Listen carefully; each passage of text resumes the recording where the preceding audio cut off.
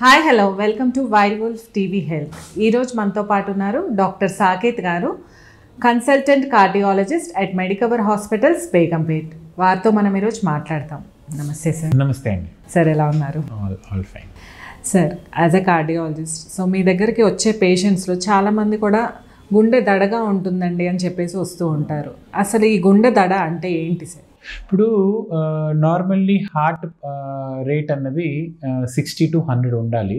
So ఇప్పుడు 60 to 100 is normal heart rate. Heart beat అన్నది 100 కంటే ఎక్కువైనా 60 కంటే తక్కువైనా కొన్నిసార్లు పాల్పిటేషన్స్ అంటే గుండె దడలాగా మనకి తెలుస్తుంది. It is nothing but awareness of once own heart beat. గుండె కొట్టుకుంటున్నట్టు మనకి తెలుస్తుంది. దాన్ని మనము గుండె దడలాగా గుర్తిస్తాము.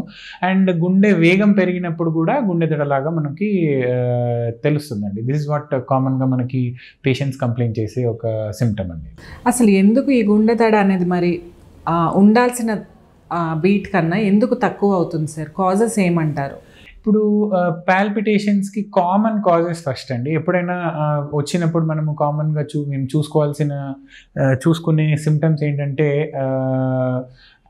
స్ట్రెస్, యాంగ్జైటీ, ఆందోళన, ఇవి చూస్తాము ఫస్ట్. ఇవి కొంచెం చాలామంది out of 100 people we see 50 people will have ఇవే ట్రిగ్గర్ ఫ్యాక్టర్స్ ఉంటాయి. Stress and anxiety will be one of the trigger factors. Exam ఉందనో లేకపోతే సమ్ ఫైనాన్షియల్ స్ట్రెస్ అనో, ఈ మానసిక ఆందోళన, ఒత్తిడి వలన పాల్పిటేషన్స్ కామన్గా చూడడం జరుగుతుందండి. అండ్ ఇంకా చాలా కాజెస్ ఉంటాయి. కాఫీ ఎక్కువగా తీసుకోవడము, టీ ఎక్కువగా తీసుకోవడం, వీటిలో కెఫిన్ అని ఉంటుందండి. వీటి వలన కూడా పాల్పిటేషన్స్ వస్తాయి. స్మోకింగ్, టొబాకో ఎక్కువ తీసుకున్నప్పుడు ఈ నికోటిన్ వల్ల కూడా పాల్పిటేషన్స్ వస్తాయి. స్మోకింగ్ చాలా ప్యాకెట్స్ ఎక్కువగా తీసుకొని సడన్లీ ఆపేసినప్పుడు కూడా ఇలాంటి సిమ్టమ్స్ వస్తాయి. And alcohol, binge drinking, alcohol ఒకటిసారి చాలా ఎక్కువ మోతాదులో తీసుకున్నప్పుడు కూడా ఈ పాల్పిటేషన్ సిమ్టమ్స్ కామన్గా చూడడం జరుగుతుందండి. ఇంకా పాల్పిటేషన్స్ రావడానికి హిమోగ్లోబిన్ రక్తహీనత వల్ల రావచ్చు. అనీమియా అంటాము. హిమోగ్లోబిన్ 10 కంటే తక్కువ ఉన్నప్పుడు కూడా పాల్పిటేషన్స్ రావచ్చు. అండ్ థైరాయిడ్ ప్రాబ్లమ్స్ ఉన్నప్పుడు, హైపర్ థైరాయిడిజం అంటే థైరాయిడ్ హార్మోన్ లెవెల్ బాడీలో ఎక్కువ ఉన్నప్పుడు కూడా పాల్పిటేషన్స్ అనేవి కామన్గా రావడం జరుగుతుందండి. ఇంకా కొన్ని హార్ట్ కండిషన్స్ ఉంటాయి. స్పెసిఫికల్లీ హార్ట్ పంపింగ్ తక్కువైనప్పుడు పాల్పిటేషన్స్ వస్తాయి. అండ్ హైపర్ట్రోఫిక్ కార్డియోమైపతి అంటాం. దాంట్లో హార్ట్ మసిల్ అనేది థిక్నెస్ పెరుగుతుందండి. హార్ట్ మసిల్ థిక్నెస్ పెరిగినప్పుడు హార్ట్లో ఎలక్ట్రికల్ సర్క్యూట్స్లో అబ్నార్మాలిటీస్ ఉన్నప్పుడు కూడా ఇలా పాల్పిటేషన్స్ కామన్గా రావడం జరుగుతుందండి. అండ్ ఇంకొకటి ఏంటంటే, ఇప్పుడు హార్ట్ అటాక్ వచ్చే ముందు కూడా కొన్నిసార్లు ఇలా పాల్పిటేషన్స్ సిమ్టమ్స్ వస్తాయి. హార్ట్ అటాక్ అండ్ బీపీ ఎక్కువగా ఉన్నప్పుడు కూడా one of the common symptom. ఇప్పుడు బీపీ ఎక్కువగా ఉన్నప్పుడు తల వెనక భాగంలో ఆక్సిపిటల్ హెడేక్ అంటాం. కింద భాగంలో హెడేక్ వస్తుంది ఈవినింగ్ టైమ్స్లో. దాంతోపాటు ఈ పాల్పిటేషన్స్ లాగా కూడా ప్రెజెంట్ అవుతుందండి. ఇట్లా పాల్పిటేషన్స్ లాగా కూడా హై బ్లడ్ ప్రెషర్ అనేది మనకి సిమ్టమ్ రావచ్చండి. ఇన్ని రకాల కారణాలు ఉన్నప్పుడు పర్టికులర్గా ఇదే కారణం అని తెలుసుకోవడానికి అసలు డయాగ్నోసిస్ ఎటువంటివి మీరు చెప్తూ ఉంటారు? ఇప్పుడు ఇందాక చెప్పినట్టు హార్ట్ రేట్ మనం చూసుకోవాలండి. ఇప్పుడు ఈసీజీ, చిన్న సింపుల్ ఈసీజీ చేస్తాము. కాకపోతే ఈసీజీతో మనకి ఎలా తెలుస్తుందంటే హార్ట్ రేట్ 100 కంటే ఎక్కువ ఉందా, 60 కంటే తక్కువ ఉందా అనేది క్లియర్గా తెలిసిపోతుంది. కొన్నిసార్లు ఎలా ఉంటుందంటే పేషెంట్కి కంటిన్యూస్గా పాల్పిటేషన్స్ రావు. వచ్చే వాళ్ళకి మధ్య మధ్యలో వస్తుందంటారు. అప్పుడు ఒకసారి వచ్చి 3-4 minutes ఉంటుంది, తగ్గిపోతుంది. హాస్పిటల్కి వచ్చి మా దగ్గర ఓపీలో కూర్చున్నప్పుడు పాల్పిటేషన్స్ ఉండవు, heart rate will be normal.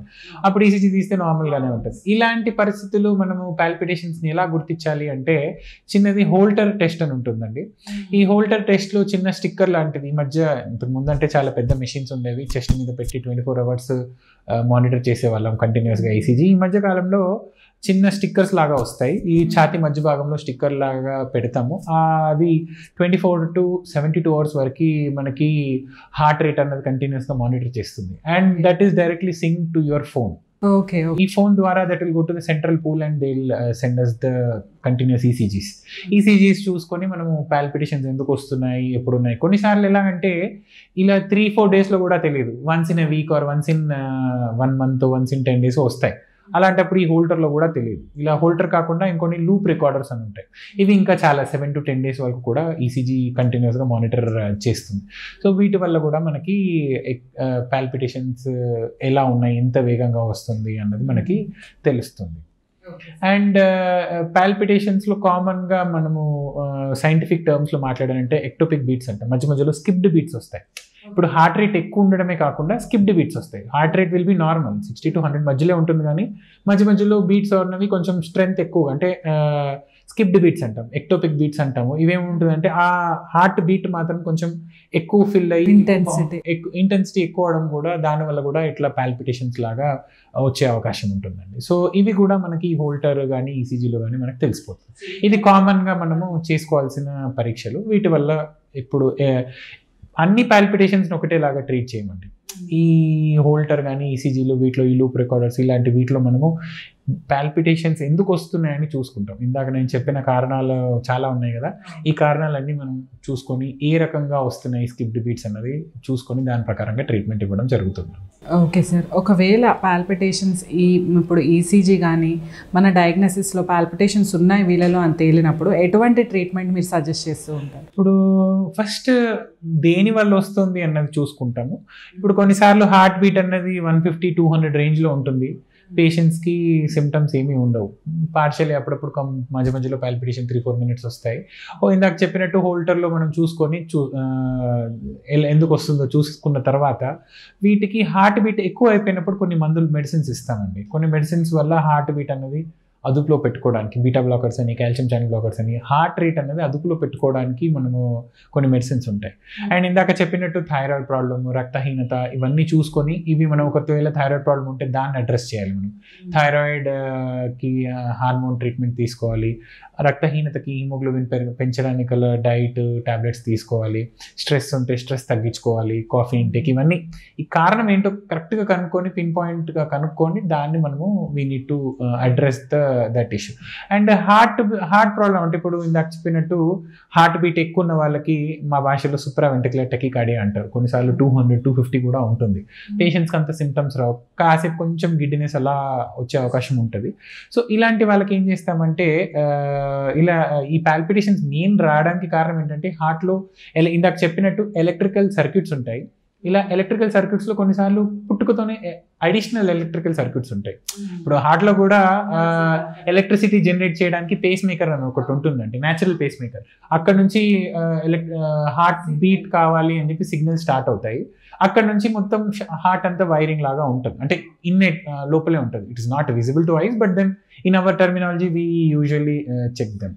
And ఎక్కడి నుంచి వస్తుందో చూసుకొని కొన్నిసార్లు ఎక్స్ట్రా వైరింగ్ వచ్చినప్పుడు ఈ ఎక్స్ట్రా వైరింగ్ ఎక్కడి నుంచి అయితే వస్తుందో దాన్ని మేము బ్రేక్ చేసుకుంటాం. ఇలా ఎక్స్ట్రా వైర్స్ ఉన్నప్పుడు కూడా దాని ద్వారా అడిషనల్ కరెంట్ అది పాస్ అయ్యి హార్ట్ బీట్ అనేది పెరుగుతుంది.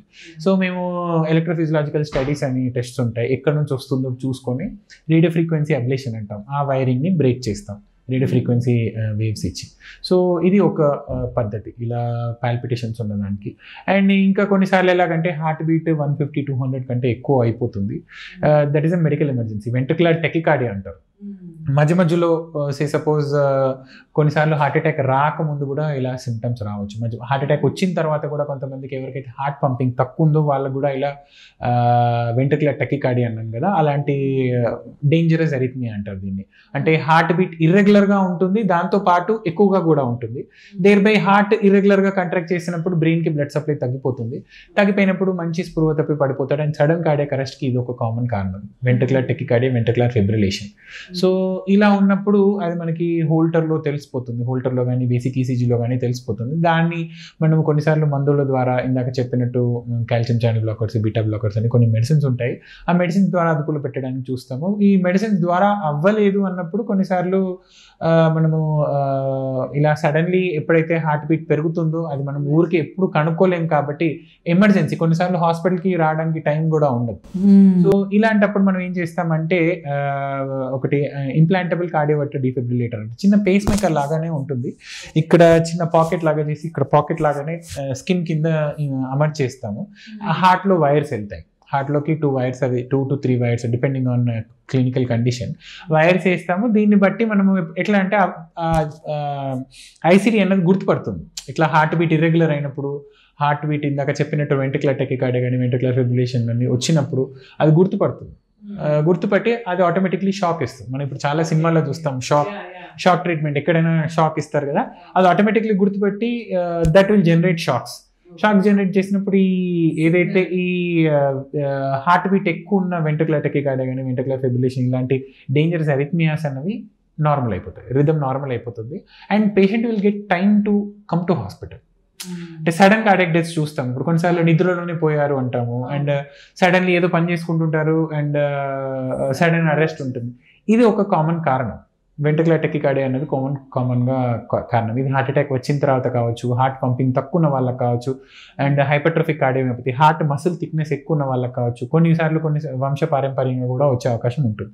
సో ఈ వెంట్రుకులర్ టెకికార్డియా అనేది మనం ముందుగానే గుర్తుపట్టి ఇలాంటి ఇప్పుడు ఇందాక చెప్పిన సిమ్టమ్స్ కళ్ళు తిరగడం కానీ, స్పృహ తప్పి పడిపోవడం కానీ ఇలా ఉన్నప్పుడు హాస్పిటల్కి రాలేని పరిస్థితిలో ఈ ఐసీడీ అనేది మనం అమర్చి దానికి ట్రీట్మెంట్ ఇవ్వడం జరుగుతుంది. ఈ పేస్ మేకర్స్ అనేవి మీరు అన్నట్టుగా పాల్పిటేషన్స్ ఉన్న వాళ్ళకి మీరు గుర్తించి వీళ్ళకి హార్ట్ ప్రాబ్లం ఉంది, సిగ్నల్స్ ఇవన్నీ సరిగ్గా లేవు అన్నప్పుడే ఈ పేస్ మేకర్స్ని అమరుస్తారంటారా? ఇప్పుడు పేస్ మేకర్ అంటే ఇది వేరే ఉంది. ఇందాక చెప్పింది ఇంప్లాంటబుల్ కార్డియోవర్టర్ డిఫిబ్రిలేటర్, ఇది కూడా పేస్ మేకర్ లాంటిదే. హార్ట్ రేట్ ఎక్కువ ఉన్నప్పుడు ఇది పెడతాము, అది షాక్ ఇచ్చి హార్ట్ బీట్ని తగ్గిస్తుంది. ఈ పేస్ మేకర్స్ అనేవి ఏంటంటే ఇప్పుడు హార్ట్ బీట్ కొంతమందికి తక్కువ ఉంటుంది, 50 లోపు 45, ఇప్పుడు 60 to 100 నార్మల్, కొన్నిసార్లు 45 అబోవ్ 50 నార్మల్ అనుకుందాము. 50 లోపు ఉండి హార్ట్ బీట్ తక్కువ ఉన్నప్పుడు బ్రెయిన్కి బ్లడ్ సప్లై తగ్గిపోతుంది, తగ్గిపోయినప్పుడు కూడా ఇలా కళ్ళు తిరిగి పడిపోవడము, కొన్నిసార్లు ఫిట్స్ లా కూడా ప్రెజెంటేషన్ ఉంటుంది. ఎస్పెషల్లీ ఇది కామన్గా మనము ఎల్డర్లీ 65-70+ ఏజ్ ఉన్న వాళ్ళలో చూస్తాము. డిజనరేటివ్ హార్ట్ బ్లాక్స్ అంటాం మా భాషలో. ఇందాక చెప్పిన వైరింగ్లో ఇందాక వీటి అన్నది అడిషనల్ వైరింగ్. ఈ హార్ట్ బీట్ తగ్గడానికి ఏంటంటే ఈ ఉన్న వైరింగ్లోనే ప్రాబ్లం. న్యాచురల్ పేస్ మేకర్ నుంచి హార్ట్ మజిల్కి వెళ్ళే వైరింగ్లోనే ఫాల్ట్ ఉండడం చేత హార్ట్ మసిల్కి ఈ ఇంపల్స్ అన్నది అందనప్పుడు హార్ట్ బీట్ తగ్గిపోతుంది. సో ఇలాంటి పరిస్థితుల్లో మనం పేస్ మేకర్ అన్నది వేస్తాం.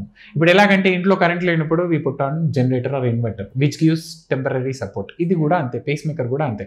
హార్ట్ బీట్ మన సొంత హార్ట్ బీట్ తక్కువ ఉన్నప్పుడు ఈ పేస్ మేకర్ అన్నది మనకి సిగ్నల్ జనరేట్ చేసి హార్ట్ బీట్ పెంచడానికి మనకి ఛాన్స్ ఇస్తుంది. అండ్ హార్ట్ రేట్ తక్కువ ఉన్నప్పుడు హార్ట్ బీట్ అన్నది అబౌవ్ 60-65 ఈ pacemaker will see to that heartbeat will be more than 60.